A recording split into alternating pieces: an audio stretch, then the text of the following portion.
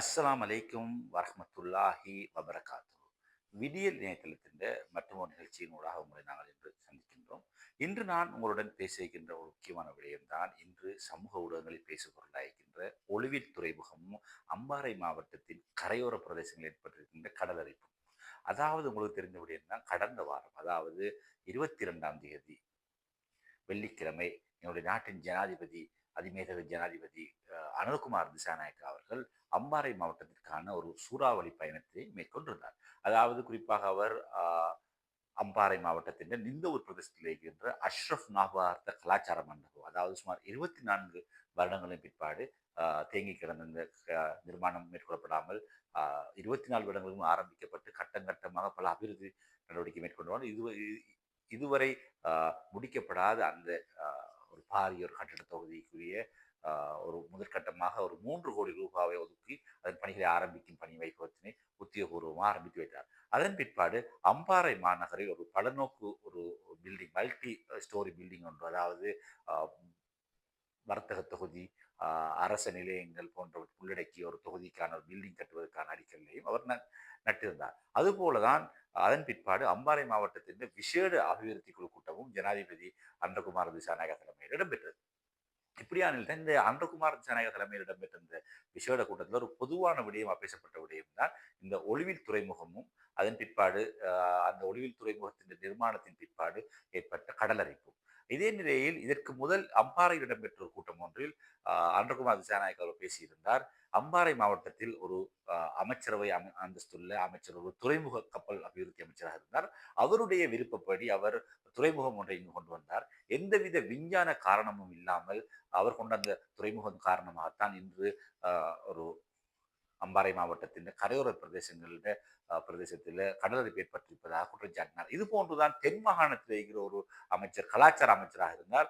அவர் அவர் கலாச்சார அமைச்சர் காலப்பகுதி மாத்தறை மாவட்டத்தில் ஒரு கட்டிடத்தை நிர்மாணித்தார். அந்த கட்டிடம் இன்று எந்தவித பாவனையும் இல்லாமல் இருப்பதாக அதனையும் இதனையும் தொடர்படுத்தி இவர் பேசினார். அதாவது இந்த இடத்தில் அவர் அந்த அந்த அந்த கூட்டத்தில் அவர் அஷ்ரப் என்னும் பெயரை உச்சரிக்கவில்லை. ஆனால் அவர் இந்த மாவட்டத்தின் கப்பல் துறை அமைச்சராக இருந்தவர், அதாவது துறைமுகங்களுக்கு பொறுப்பான அமைச்சராக இருந்தவர். அவர்தான் துறைமுகத்தை கொண்டு வந்தார் என்பது நேரடியாக எம்.எச்.எம். அஷ்ரப் அவர்களை ஒரு தாக்குகின்ற செயலாகத்தான் காணப்படுது. குறிப்பாக அவங்களுக்கு தெரிந்த விடயம் தான், எம்.எச்.எம். அஷ்ரப் 2000ஆம் ஆண்டு அரநாயக்க பிரதேசத்தில் இடம்பெற்ற ஒரு ஹெலிகாப்டர் விபத்தில் அவர் படுகொலை செய்யப்பட்டார். அதன் பிற்பாடு ஆட்சிக்கு வந்த ஜனாதிபதி சந்திரிகா பண்டநாயக குமாரதுங்க அம்மையாராக இருந்தாலும் சரிதான், மஹிந்த ராஜபக்சவாக இருந்தாலும் சரிதான், மைத்ரிபால சிறிசேனவாக இருந்தாலும் சரிதான், கோட்டபாய ராஜபக்சவாக இருந்தாலும் சரிதான், ரணில் விக்ரமசிங்கவாக இருந்தாலும் சரிதான், இந்த ஜனாதிபதிகள் இலங்கை வாழ் முஸ்லிம் சமூகத்தின் மாமனிதராக ஒரு ஒரு ஒரு போற்றப்படுகின்ற ஒரு மதிக்கப்படுகின்ற அனைத்து, அதாவது முஸ்லிம்களால் மாத்திரமல்லாமல் சிங்கள, தமிழ், கிறிஸ்தவ அனைத்து சமூகங்களாலும் மதிக்கப்படுகின்ற இந்த எம்.எச்.எம். அஷ்ரப் தொடர்பில் எந்த ஒரு வார்த்தையோ எந்த ஒரு விமர்சனமோ மேற்கொள்ளவில்லை. இப்படியான நிலையில் தான் திடீரென்று எங்களுடைய ஜனாதிபதி அன்றகுமார் திசாநாயக்க எம்.எச்.எம். அஷ்ரப் அவர்கள் மீது விரல் நீட்டியிருப்பதற்கான காரணம் என்னவென்று விளங்கவில்லை. அதற்கு முதல் தான் முன்னொரு விடயத்தின் பேச வேண்டியிருக்கின்றது.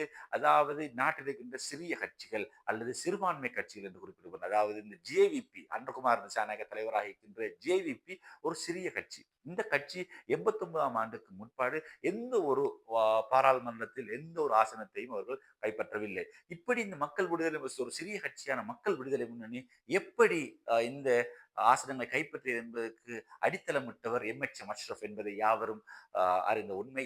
யாராலும் இந்த உண்மையை மறைக்க முடியாது. அதாவது 1989ஆம் ஆண்டு இடம்பெற்ற ஜனாதிபதி தேர்தலில் பிரேமதாஸ், அதாவது சஜித் பிரேமதாசாவின் தந்தையான ரணசிங்க பிரேமதாஸ் அவர்களுக்கு ஆதரவு அளிப்பதற்காக வேண்டி எங்களுடைய எம்.எச்.எம். அஷ்ரப் வைத்த கோரிக்கை ஒன்றுதான், இந்த விகிதாசார தேர்தல் முறையின் வெட்டுப்புள்ளி 12% நீங்கள் 5% குறைக்க வேண்டும் என்ற ஒரு கோரிக்கையை வைத்தார். அந்த கோரிக்கையினை, அஷ்ரப் வைத்த கோரிக்கையினை ஏற்று ரணசிங்க பிரேமதாஸ் அதை அமல்படுத்திய காரணமாகத்தான் 89ஆம் ஆண்டுக்கு பிற்பாடு முஸ்லிம் காங்கிரஸ் பல ஆசனங்கள் கிடைத்தது. அதுபோன்று இலங்கை தமிழரசு கட்சி, அதுபோன்று மக்கள் விடுதலை முன்னணி 1994ஆம் ஆண்டு முதல் தடவையாக தற்போது பாராளுமன்ற உறுப்பினர் ஆகிற ஹம்மாந்தோட்டை பாராளுமன்ற உறுப்பினர் ஆகியிருந்தவர் முதல் தடவையாக பாராளுமன்றத்திற்கு நுழைந்தார். இப்படியான வரலாற்றினை கொண்ட இந்த மக்கள் விடுதலை முன்னணியின் தலைவர் அஷ்ரப் போட்ட பிச்சையினால் பாராளுமன்ற அந்தஸ்தினை பெற்றிருந்த கட்சி ஏன் என்று திடீரென்று இந்த கட்சி தலைவராக அன்றகுமார் திசாநாயக்க அஷ்ரப் மீது விரல் நீட்டினார் என்பது ஒரு பாரிய ஒரு கேள்வியாக மாறுகின்றது. உண்மையிலேயே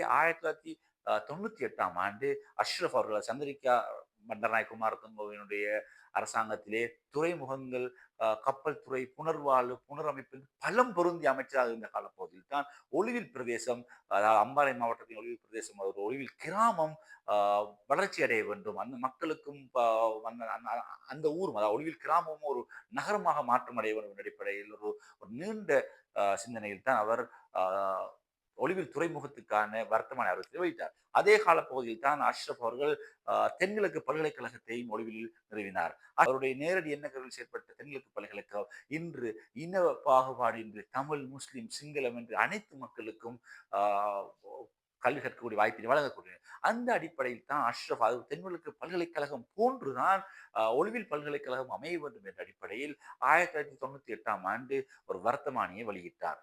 எனினும் துரதிருஷ்டவசம் அவர் வர்த்தமானி வெளியிடப்பட்டு 2 வருடங்களுக்குள் அஷ்ரப் மரணித்து விட்டார். அதாவது படுகொலை செய்ய கொல்லப்பட்டு விட்டார் விமான விபத்து. இப்படி அஷ்ரஃபின் கனவை நிறைவேற்ற வேண்டும் என்று அதுக்கு பின்பு ஆட்சிக்கு வந்த அதாவது முஸ்லிம் காங்கிரஸ் மூலமாக அல்லது முஸ்லிம் சமூகத்தின் வாக்குகளால் பாராளுமன்றம் போனவர்கள் அமைச்சர்களாக அலங்கரித்தவர்கள் எல்லாம் இதனை ஆசைப்பட்டார்கள். இப்படியான நிலையில் தான் 2008ஆம் ஆண்டு இந்த ஒளிவில் துறைமுகத்தின் நிர்மாண பணிகள் ஆரம்பிக்கப்பட்டு 2013ஆம் ஆண்டு அப்போதைய ஜனாதிபதி மஹிந்த ராஜபக்சவின் கரங்களினால் ஒளிவில் துறைமுகம் திறந்து வைக்கப்பட்டது. இப்படி பல கோடி ரூபாய் இழப்பீட்டு பல கோடி ரூபாய் நீண்ட கால கடன் அடிப்படை அதாவது டென்மார்க் நாட்டினுடைய கடன் அடிப்படையில் டென்மார்க் இருக்கிற ஒரு கம்பெனியினால் தான் இந்த இதுவும் கட்டப்பட்டது. அதாவது ஏற்கனவே அஷ்ரஃப் 2000 ஆண்டு மரணம் அடைகின்றார். 2008ஆம் ஆண்டு தான் அஷ்ரஃப் மரணித்து 8 வருடங்களின் பின்னர் தான் ஒளிவில் துறைமுகத்தினுடைய நிர்மாண பணிகள் ஆரம்பிக்கப்படுகின்றது. இப்படியான நிலையில் இந்த ஒளிவில் துறைமுகத்துக்கும் அஷ்ரஃபை கனெக்ட் பண்ணுவதற்கான காரணம் என்ன, மர்மம் என்னவென்றுதான் விளங்குவதில்லை. ஏனென்றால் அஷ்ரஃப் மரணித்து 8 வருடங்கள் பின்னர் ஆரம்பிக்கப்பட்ட இந்த ஒளிவில் துறைமுக நிர்மாண பணி அஷ்ரஃப் எந்த கனவு கண்டிருந்தாரோ அதைத்தான் செயற்படுத்தினார்களா என்பது ஒரு பாரிய கேள்விக்குறி. இப்படியான நிலையில் எங்களுடைய ஜனாதிபதி அன்றகுமார் ஜனநாயக் ஏன் திடீரென்று அஷ்ரஃப் மீது அஷ்ரஃபை விமர்சிப்பதற்கான வேண்டியான நடவடிக்கை மேற்கொண்டார் என்பது மிகவும் கவலை அளிக்கின்றது. குறிப்பாக யாவரும் அறிந்த விடயம் தான் அதாவது தென்கிழக்கு அதாவது இந்த ஒளிவில் துறைமுகம் ஆரம்பிக்கப்பட்ட பிற்பாடுதான் அம்பாறை மாவட்டத்தின் கரையோர பிரதேசங்கள் அதாவது ஒளிவில் முதல் தற்போது கல்முனை கடற்கரை பள்ளி வரை கடலரிப்பு ஏற்பட்டு கொண்டிருக்கின்றது.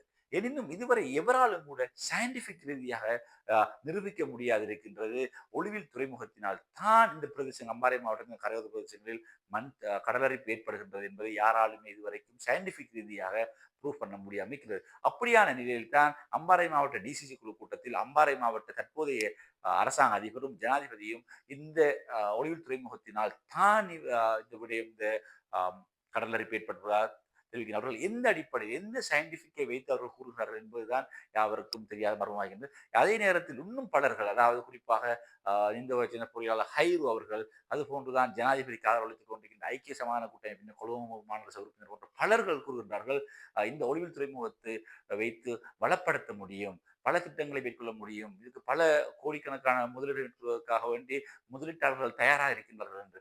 ஏன் இவர்களை பயன்படுத்துவது தொடர்பில் ஜனாதிபதி இதுவரை எந்தவித அக்கறையும் கொள்ளவில்லை. இதன் மூலமாக நாட்டிற்கு இந்த வெளிநாட்டு முதலீட்டாளர்கள் உள்வாங்கும் சந்தர்ப்பத்தில் நாட்டுக்கு அதிக அந்நிய செலாவணி தற்போது நாட்டில் பொருளாதார நெருக்கடி எதிர்கொண்டிருக்கிற நாட்டில் அந்நிய செலாவணி கிடைக்கக்கூடிய வாய்ப்பாக இருக்கின்றது.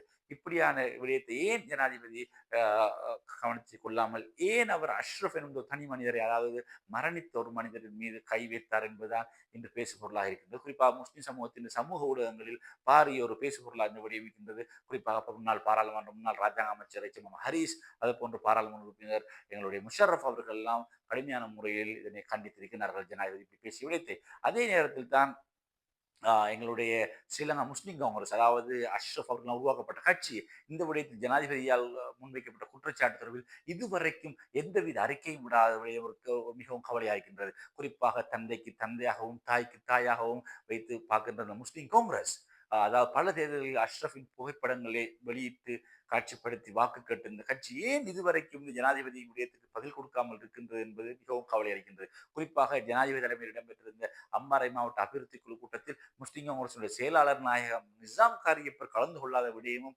இந்த ஒரு பேசு பொருளாக மாறி இருக்கின்றது. இப்படியான நிலையில் தான் ஏன் இந்த விடயத்தில் முஸ்லிம் காங்கிரஸ் மௌனம் சாதிக்கின்றது என்பதுதான் மிகவும் கவலையாக இருக்கின்றது. அதே நேரத்தில் தான் நாங்கள் கூறுகின்ற விடயம் ஜனாதிபதி அனுர்குமார் திசாநாயக்காவுக்கும் தேசிய மக்கள் சக்தியின் உறுப்பினர்களுக்கும் இந்த அதாவது நீங்கள் முன்னாள் தலைவர்கள் யாராவது மஹிந்த ராஜபக்ஷ, சந்திரிகா பண்டாரநாயக்க, கோட்டபாய ராஜபக்ஷ போன்ற அனைவரையும் நீங்கள் விமர்சிப்பது போன்று தயவு செய்து அஷ்ரஃப் அவர்களை விமர்சிக்க வேண்டாம். அஷ்ரஃப் அவர்கள் உயிர் வாழ்ந்த காலப்பகுதி பல செயற்திட்டங்களை அவர் ஆரம்பித்து வெற்றிகரமாக முடிவு செய்திருக்கிறார். அவரும் ஒரு சாதாரண மனிதர். அவரும் பல பிழைகளை செய்திருக்கலாம். அது மாற்று கருத்தில்லை. ஆனால் அவரினால் உருவாக்கப்பட்ட தென்கிழக்கு பல்கலைக்கழகம் என்று பல கல்விமான்களை உருவாக்கி கொண்டிருக்கின்றது. அது கிழக்கு மாகாணத்தில் அதாவது தென்கிழக்கு சமூகத்தில் மாத்திரமல்ல, கிழக்கு மாகாணத்தில் மாத்திரம் முழு இலங்கையிலும் தமிழ், முஸ்லிம், சிங்களம் என்று பல்லாயிரக்கணக்கான கல்விமான் உருவாக்கி கொண்டனர். அப்படிப்பட்ட ஒரு நபரினால் உருவாக்கப்பட்ட கனவு கண்ட முயற்சி தான் ஒளிவில் துறைமுகம். அவர் எப்படி கனவு கண்டார், இதை எப்படி செய்ய வேண்டும் என்ற விடயம் அவருடன் நெருங்கி இருந்தவருக்கு மாத்திரம்தான் தெரியும். அது அமுல்படுத்தப்பட்டதா என்பதுதான் இன்றைக்கு இந்த கேள்விக்குறி. இப்படியான நிலையில் ஏன் ஜனாதிபதி அனுரகுமார் திசாநாயக் அவர்கள் அவர் மீது விரல் நீட்டினார் என்பதுதான் இன்று ஒரு பாரிய கேள்விக்குறியாகின்றது.